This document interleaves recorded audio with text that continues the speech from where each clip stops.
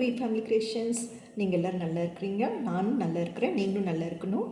இன்றைக்கி பிரண்டை சட்னி செய்ய போகிறோம். நம்ம வீடுக்குள்ளே போகலாமா? இது பிரண்டை நம்ம செடியிலிருந்து பொறிச்சு வச்சுருக்கேன். இது பாருங்கள், இது கிளையாக வரும். இப்படி எடுத்துக்கோங்க. இதை எப்படி சுத்தம் பண்ணுறது உங்களுக்கு தெரிஞ்சிருக்கலாம், இருந்தாலும் நான் கொஞ்சம் சொல்கிறேன். இப்போ இந்த கணு வருது இல்லையா, கட் பண்ணணும் இல்லையா, இந்த இடத்துல இப்படி கட் பண்ணிவிட்டு பாருங்கள், இப்படி எடுத்தாவே உங்களுக்கு அது வந்துடும். அப்படி ஆனால் இது கொஞ்சம் கை நமைச்சல் எடுக்கும். அதனால் நமைச்சல் கொஞ்சம் அப்புறமே சோப் போட்டும் கொஞ்சம் தேங்காய் எண்ணெயோ வச்சுட்டிங்கன்னா உங்களுக்கு நமைச்சல் வராது. பாருங்கள், இந்த பிரண்டையிலேயே 4-5 விதம் இருக்குன்னு சொல்கிறாங்க. உருண்டை நான் அதெல்லாம் பார்த்ததில்லை. நான் இந்த பிரண்டை தான் பார்த்துருக்கேன். நம்ம வீட்டில் இருக்கிறது இந்த செடி தான். புளித்தண்ணியில் புளித்தண்ணி நம்ம புளி போட்டுடுறோம் இல்லையா செய்யும்போது, அதனால நான் புளித்தண்ணி ஊற வைக்கலை. பாருங்கள், இப்படி பண்ணிவிட்டு இப்படி பண்ணும்போது உங்களுக்கு அந்த இதெல்லாம் வந்துடும். சதை கொஞ்சமாக தான் கிடைக்கும், ஆனால் உடம்புக்கு அவ்வளோ நல்லது. இந்த பிரண்டையை நீங்கள் வாரத்துக்கு ஒரு நாளும் கிடைக்கலையா 15 நாளைக்கு கீரைக்காரிக்கிட்ட சொன்னால் அவங்க வாங்கிட்டு வந்து கொடுத்துருவாங்க. செஞ்சிங்கன்னா உங்களுக்கு மூட்டு வலியெல்லாம் இருக்காது. வயசானால் எவ்வளோ மூட்டு வலி வருது பாருங்கள். இப்படி நார் எடுத்தாச்சு. இப்போ இதை முதலே கழுவி நான் எடுத்து வச்சுருக்கேன். கழுவி பாருங்கள், கழுவி எடுத்து வச்சுக்கேன். இந்த பிரண்டையோட இலை இது இலசாக இருக்கிறா, இதையும் நான் போட்டுக்குவேன். இதையும் வேஸ்ட்டு பண்ண மாட்டேன். இது உடம்புக்கு நல்லது தான் பிரண்டை இலை. இந்த இலை தனியாக கொஞ்சம் வச்சுருக்கேன்.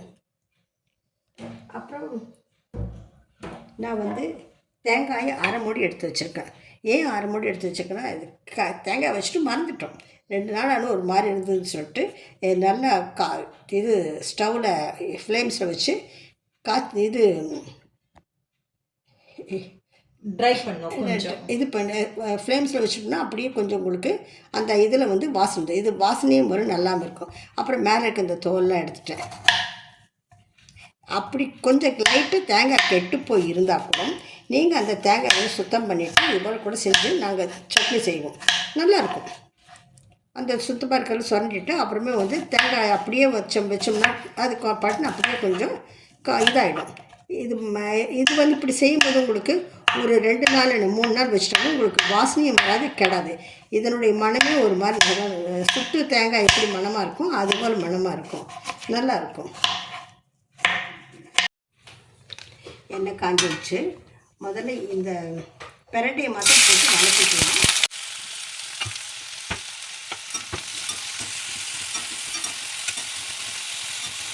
பாருங்கள், வதங்கிடுச்சு. இதோட இந்த கீரை கொஞ்சம் வச்சுருக்க முடியும், அந்த இலை அதையும் போட்டு வதக்கிக்கலாம். இன்னும் இந்த 2 தரத்தில் போதும்.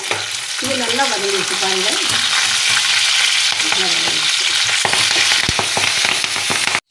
வதங்கிடுச்சு. போட்டுக்கலாம்.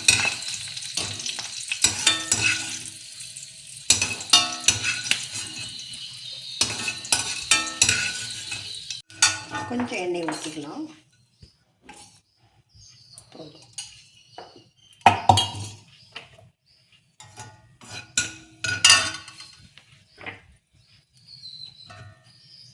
கடுகு போட்டுக்கலாம். கொஞ்சம் கடுகு, அப்புறம் இதோட பெருங்காயம் கொஞ்சம் போட்டுக்கோங்க.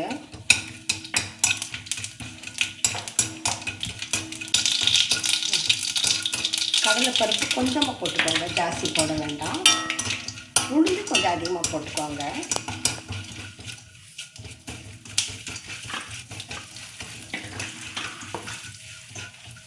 கொஞ்சம் இது மணம் வராப்பில் வருங்க, ரொம்பவும் தீய வேண்டாம். இப்போது இந்த அளவு மணம் வருது. இப்போ அதோட மிளகாய் ஒரு 5-6 வச்சுருக்கேன். எனக்கு கொஞ்சம் காரம் வேணும், காரமாக வச்சுருக்கேன். உங்களுக்கு தேவையான காரம் நீங்கள் போட்டுக்கோங்க.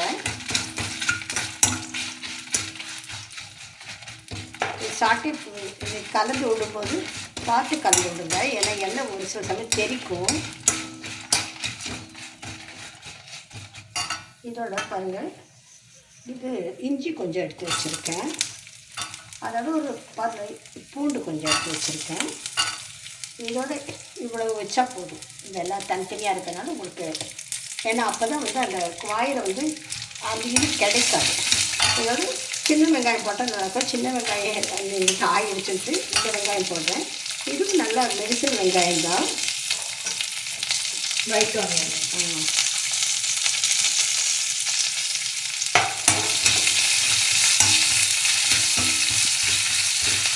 பாருங்க, இது வணங்கின உடனே எவ்வளோ கம்மியாக போயிடுச்சு. இது வந்து உங்களுக்கு இந்த கீரைக்கார மட்டும் சொன்னால் போதும். இல்லைன்னா அந்த பயிர்கள் வச்சுருக்காங்க இல்லையா, வேலி, அந்த வேலி மரமெல்லாம் அப்படி படர்ந்து கிடக்கும். அங்கே கிடைச்சா கூட நீங்கள் வாங்கிட்டு வந்து செஞ்சிடலாம். தேங்காயை போட்டுட்டேன். தேங்காய் பதிலே நான் சுட்டதுனால சும்மா லைட்டாக வதங்கினா போதும். இது வதங்கின பிறகு ஆற வச்சுட்டு உங்களுக்கு நான் சட்னி செய்வோம். உப்பு போடல கண்ணா, உப்பே போடல, மறந்துட்டேன். உப்பு கொஞ்சம் போட்டுக்கலாம். போட்டுக்கிட்டே போதும்.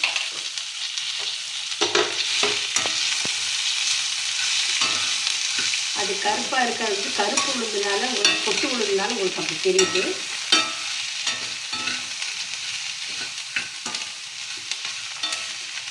போதும். இந்த ஆரட்டம் அப்படியே ஆறின பிறகு நம்ம மிக்சரில் போட்டு அரைச்சிடலாம். வதங்களோட எவ்வளோ கம்மியாக போயிடுச்சு பாருங்கள். இது பார்க்கும்போது எவ்வளோ இருந்தது. இதே எவ்வளோ போட்டுருக்கோம்.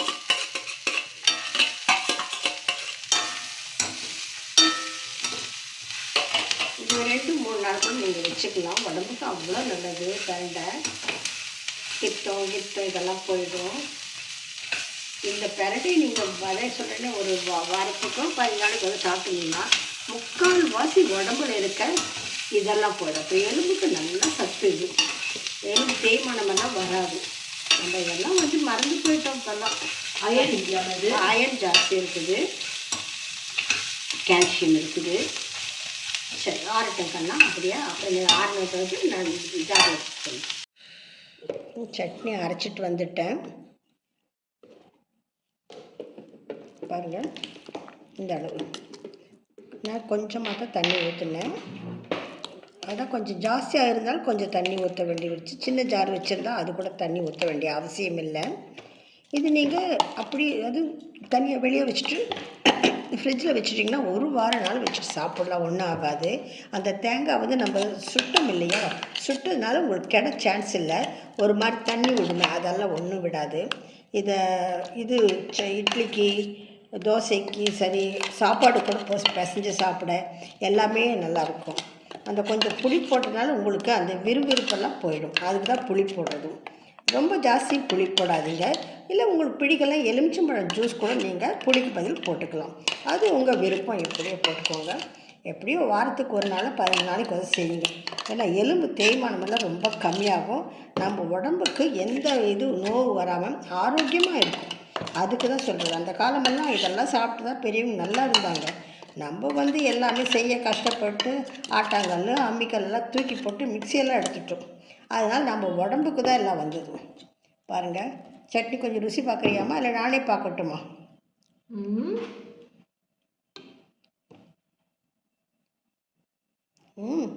செம ருசியாக இருக்கும். அந்த தேங்காய் பற்றியா கொஞ்சம் அப்படி ஆனது கூட நம்ம இதை சுட்டதுனால எந்த வாசனையும் வராது. சாதாரணமாக தேங்காய் கொஞ்சம் லைட்டாக அழுகி இருந்தால் கூட பின்னால் இருக்கிற சுரண்டி எடுத்து அதை சுட்டு எடுத்துகிட்டு செஞ்சோம்னா சட்னி செஞ்சுக்கலாம். நல்லாயிருக்கும் சாப்பாட்டுக்கு. இதுக்கும் தயிர் சாப்பாடுக்கு நல்லா இருக்கும். தயிர் சாப்பாடுக்கு ரொம்ப நல்லாயிருக்கும். சப்பாத்திக்கும் அருமையாக இருக்குது. நான் இதுக்கு வந்து தாளித்து கடைசியில் ஊற்றலை. உங்களுக்கு வேணும்னா நீங்கள் தாளித்து கூட ஊற்றிக்கலாம். எனக்கு அந்த அளவுக்கு தாளித்து ஊற்றினா பிடிக்காது. முதல்ல டேஸ்ட் நல்லதாக அது ஒரு வாசனை இருக்கும் இல்லைன்னு. இது இப்படியே சாப்பிடலாம், அப்படியே சாப்பிடலாம். வேணும்னா நீங்கள் தாளித்து கூட சாப்பிட்டுக்கலாம். சாரி, இதில் சொல்ல மாட்டேன். நான் கருவேப்பிலையும் போடலாம், கொத்தமல்லியும் போடலாம். கொஞ்சம் கருவேப்பிலை கொத்தமல்லி போட்டால் இன்னும் டேஸ்ட்டாக இருக்கும். எனக்கு தேங்காயெல்லாம் குவான்டிட்டி ஜாஸ்தியாக இருந்தாலும் நான் கொஞ்சம் கம்மி பண்ணிட்டேன். அது 2ம் போடலாம் கூட சேர்த்தா இன்னும் ருசியாக இருக்கும். தேங்க்யூ ஃபார் வாட்சிங். Take care. God bless you to all. யார் யார் பார்க்குறீங்களோ ஃபஸ்ட்டு அவங்கள சப்ஸ்கிரைப் பண்ணுங்கள். நீங்கள் சப்போர்ட்டும் செய்யணும் எங்களுக்கு. அப்போ தான் எங்களுக்கு நல்ல மோட்டிவேட் ஆகும்.